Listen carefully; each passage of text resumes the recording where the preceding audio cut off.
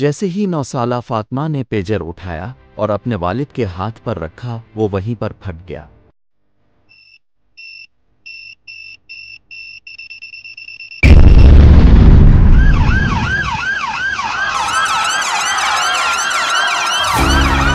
لیپ top, mobile, iPad, mouse, لوگوں کو ہر battery نکال کر بھاگنا پڑا اور لبنان ایئرپورٹ میں افراتفری مچ گئی۔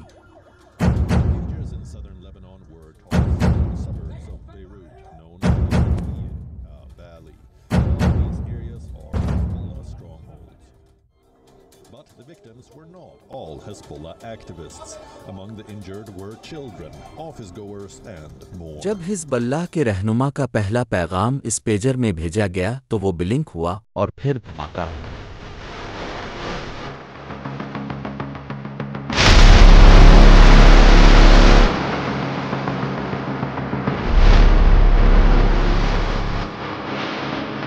شام نے ایک رپورٹ جاری کی کہ امریکہ کو اسرائیل کے اس دھماکے کا پہلے سے علم تھا۔ یہ سب کچھ اسرائیل کی 8-200 انٹیلیجنس یونٹ نے انجام دیا۔ لیکن وانات پولیس متحرک ہوئی جب کیرالا کے رنسون جوز کا نام سامنے آیا کہ اس کی کمپنی نے اس پیجر دھماکے میں 1.6 ملین یورو کی سرمایہ کاری کی تھی۔ اس نے ڈاک میں بم نصب کیا اور حزب اللہ کے کیمپ میں بھیج دیا تاکہ پورا کیمپ تباہ ہو جائے۔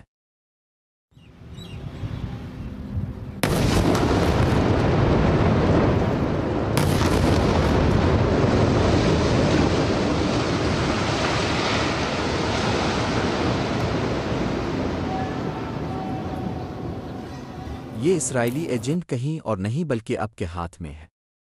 آپ کے موبائل فون اسرائیلی ایجنٹ ہیں۔ دیکھیں، اکتوبر 2023 کو حماس نے اسرائیل پر ایسا حملہ کیا جو پوری دنیا کے لیے حیران ہے۔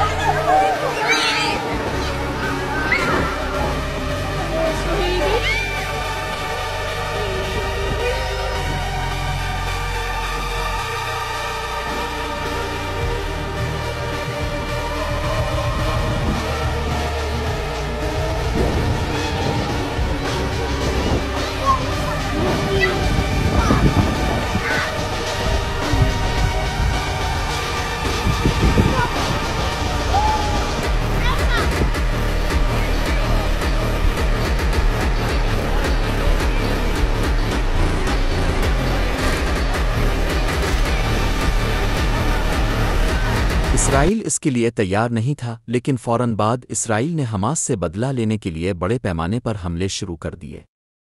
جب اسرائیل نے حملہ کیا تو اگلے ہی دن یعنی 8 اکتوبر 2023 کو لبنان کی حزب اللہ، جو حماس کی اتحادی ہے، نے بھی اسرائیل پر حملہ کر دیا۔ حزب اللہ نے سب سے بڑا حملہ شبا فارمز پر کیا، جو لبنان اور اسرائیل کے درمیان ایک متنازع علاقہ ہے۔ مسلسل راکٹ فائر کیے گئے اور فضائی حملے کیے گئے۔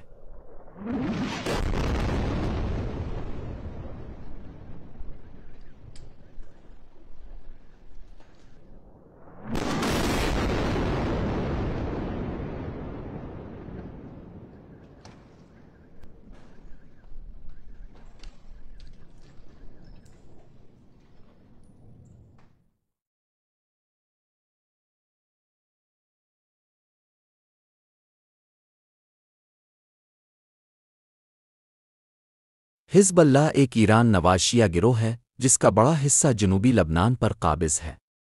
اس کا سیاسی اور عسکری دونوں طرح کا ڈھانچہ ہے اور لبنان کی پارلیمنٹ میں ان کے 13 وزراء بھی موجود ہیں۔ 8 اکتوبر 2023 کو جب حزب اللہ نے اسرائیل پر مسلسل حملے کیے تو اسرائیل نے بھی فضائی حملوں کا جواب دیا۔ 7 اکتوبر کے واقعے کے صرف 2 دن بعد اسرائیل شمال اور جنوب دونوں محاذوں پر جنگ میں الجھ گیا، جہاں ایک طرف وہ حماس سے لڑ رہا تھا اور دوسری طرف حزب اللہ سے۔ حزب اللہ نے اسرائیل کے شمالی علاقے پر بھاری میزائلوں اور ڈرونز کا استعمال کیا۔ جب اسرائیل اور حزب اللہ کے درمیان یہ جنگ جاری تھی تو اسی دوران یہ خبر آئی کہ حزب اللہ کے 20 جنگجو پیراگلائڈرز کے ذریعے اسرائیل میں داخل ہونے والے ہیں، اور جو کچھ 7 اکتوبر کو حماس نے کیا وہی اب شمالی اسرائیل میں دہرایا جائے گا۔ یہ خبر پھیلتے ہی اسرائیل کے شمالی علاقے میں خطرے کے الارم بج گئے اور اسرائیلی فوج نے شہریوں کو محفوظ پناہ گاہوں میں جانے کی ہدایت کی۔ لیکن 24 سے 48 گھنٹے بعد اسرائیلی فوج نے کہا کہ یہ غلط اطلاع تھی جو انسانی غلطی کی وجہ سے پھیل گئی۔ اس صورتحال میں اسرائیلی وزیر اعظم نیتن یاہو پر دباؤ بڑھ گیا کیونکہ پہلے جنوبی اسرائیل کے لوگ گھروں سے بے گھر ہوئے اور اب شمالی اسرائیل کے لوگ بھی نقل مکانی کرنے پر مجبور ہو گئے۔ حزب اللہ حماس سے زیادہ طاقتور تھی، اس کے پاس 1 لاکھ سے زائد جنگجو تھے اور ایران کی مکمل حمایت حاصل تھی، اس لیے یہ اسرائیل کے لیے ایک مشکل چیلنج بن گیا۔ دونوں طرف روزانہ جھڑپیں جاری رہی۔ حزب اللہ نے اپنی 4 سطحی سیکیورٹی بنا رکھی تھی، جس میں پہلی سطح پر دفاعی حکمت عملی، دوسری پر میزائل اور راکٹ، تیسری پر کمانڈ اینڈ کنٹرول اور چوتھی سطح پر وہ قائدین شامل تھے جو اس مشن کی سربراہی کر رہے تھے۔ اسرائیل نے اپنے مشہور پیگاسس سافٹ ویئر کا استعمال کیا، جس کے ذریعے حزب اللہ کے رہنماؤں کے موبائل فونز ہیک کیے گئے اور ان کی لوکیشن معلوم کر کے گائیڈڈ میزائلوں کے ذریعے انہیں نشانہ بنایا گیا۔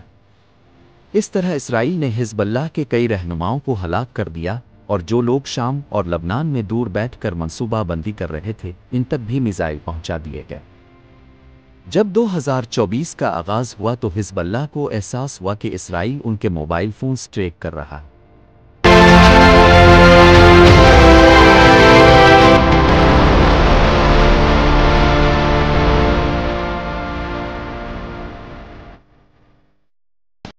انہوں نے موبائل فون کا استعمال ترک کرنا شروع کر دیا اور ہاتھ سے لکھی گئی چٹوہے کے ذریعے پیغامات بھیجنا شروع کیے۔ آہستہ آہستہ انہوں نے پیجرز کا استعمال شروع کر دیا کیونکہ پیجر کی لوکیشن کو ٹریس نہیں کیا جا سکتا تھا۔ مارچ 2024 کے آغاز میں حزب اللہ نے پوری دنیا میں پیجرز خریدنے کے لیے کمپنیوں سے رابطہ کرنا شروع کر دیا۔ اسرائیل کی انٹیلیجنس یونٹ 8-2 نے حزب اللہ کے پیجرز سے متعلق انٹیلیجنس اکٹھی کی جو ایک طویل عرصے سے پیجرز پر منتقل ہونے کا منصوبہ بنا رہی تھی۔ جب اسرائیل کو اس کی خبر ملی تو اس نے اس مسئلے سے نمٹنے کے لیے اپنی سگنل انٹیلیجنس اور سائبر آپریشنز میں ماہر یونٹ 8-2 کو اس کام پر لگا دیا۔ یہ یونٹ تمام الیکٹرانک آلات کو ٹریک کرنے اور دشمنوں کو نشانہ بنانے میں مہارت رکھتا ہے۔ اس یونٹ نے دنیا بھر میں پیجر بنانے والی بڑی کمپنیوں کو ٹریک کیا جن میں Gold Apollo, multi tone electronics, Unication اور سوئس فون شامل تھے۔ جلد ہی انہیں معلوم ہوا کہ حزب اللہ پہلے بھی گولڈ اپالو سے پیجر خرید چکی ہے جو مختلف ممالک کے ذریعے لبنان پہنچائے گئے تھے۔ حزب اللہ چونکہ امریکہ، جاپان اور یورپی ممالک میں ایک دہشت گرد تنظیم قرار دی جا چکی ہے، اس لیے وہ ان ممالک میں مالی لین دین سے گریز کرتی ہے۔ گولڈ اپالو جو کہ تائیوان میں واقع تھی، حزب اللہ کے لیے ایک موزوں آپشن تھی کیونکہ وہاں انٹیلیجنس ایجنسیوں کی نگرانی نسبتاً کم تھی۔ اسرائیل نے گولڈ اپالو میں سراغ رسانی کرنے کے لیے ایک منفرد طریقہ اپنایا۔ اسرائیل کی خفیہ ایجنسیاں مختلف ممالک میں فرضی کمپنیاں پہلے سے رجسٹر کروا کر رکھتیں۔ اس معاہدے کے تحت BEC کنسلٹنگ اپنے تیار کردہ پیجرز پر گولڈ اپالو کا لوگو لگا سکتی تھی۔ گولڈ اپالو کو معلوم نہیں تھا کہ BEC کنسلٹنگ اسرائیل کی ایک شیل کمپنی ہے۔ BEC کنسلٹنگ نے اپنی شیل کمپنیوں کے ذریعے پیجرز تیار کیے اور حزب اللہ کو فروخت کرنے میں کامیاب ہوئے۔ حزب اللہ نے پہلے بھی گولڈ اپالو کے پیجرز خریدے تھے، اس لیے انہیں اس کمپنی پر بھروسا تھا۔ مختلف خفیہ ایجنٹوں اور نیٹ ورکس کے ذریعے اسرائیل نے حزب اللہ کو 5000 پیجرز کا آرڈر دینے پر مجبور کیا، جن میں سے 3000 پیجرز پہلے مرحلے میں لبنان پہنچائے گئے۔ پیجرز میں دھماکہ خیز مواد شامل تھا۔ برطانوی سابق بیم ڈسپوزل افسر اشو مور ہاؤس نے ایک نظریہ پیش کیا کہ ان پیجرز میں عام بیٹریز کے بجائے ایک بیٹری دھماکہ خیز مواد سے بھری ہوئی تھی۔ جب پیجرز پر ایک خاص سگنل بھیجا گیا تو وہ خودکار طور پر دھماکہ خیز ہو گئے۔ 17 ستمبر 2024 کو پیجر اٹیک ہوا۔ حزب اللہ کے ہزاروں ارکان کو ایک جعلی پیغام ملا جو ان کے لیڈروں کی طرف سے لگ رہا تھا۔ جیسے ہی پیجرز بجنا شروع ہوئے وہ دھماکوں سے پھٹنے لگے۔ ہزاروں دھماکوں کے نتیجے میں عام شہری بھی زخمی ہوئے اور 40 سے زائد افراد ہلاک ہو گئے۔ سالہ فاطمہ کی ہلاکت نے عوام کو مشتعل کر دیا۔ وہ اپنے والد کو پیجر دینے جا رہی تھی کہ وہ دھماکے سے پھٹ گیا۔ لبنان میں خوف و ہراس پھیل گیا، لوگ بیٹریاں نکال کر پھینکنے لگے اور ہوائی اڈوں پر بھی سیکیورٹی میں اضافہ کر دیا گیا۔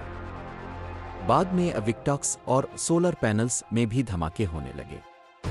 ایرانی سفیر مجتبیٰ امانی بھی زخمی ہو گئے، جس سے یہ سوال اٹھا کہ ایرانی سفیر حزب اللہ کے پیجر کیوں استعمال کر رہے تھے۔ اسرائیل نے باضابطہ طور پر اس حملے کو تسلیم نہیں کیا، لیکن اسرائیلی وزیر دفاع یوآو گالانٹ نے کہا کہ ہم جنگ کے ایک نئے دور میں داخل ہو رہے ہیں۔ یہ حملہ جدید سائبر اور الیکٹرانک جنگ کا ایک نیا باب تھا۔ حزب اللہ کے خفیہ چینلز اور اسرائیل کی شیل کمپنیوں کے ذریعے کی گئی یہ کارروائی ثابت کرتی ہے کہ مستقبل میں جنگیں صرف میدان نہیں، بلکہ ٹیکنالوجی اور ڈیجیٹل ڈیوائسز کے ذریعے بھی لڑی جائیں گی۔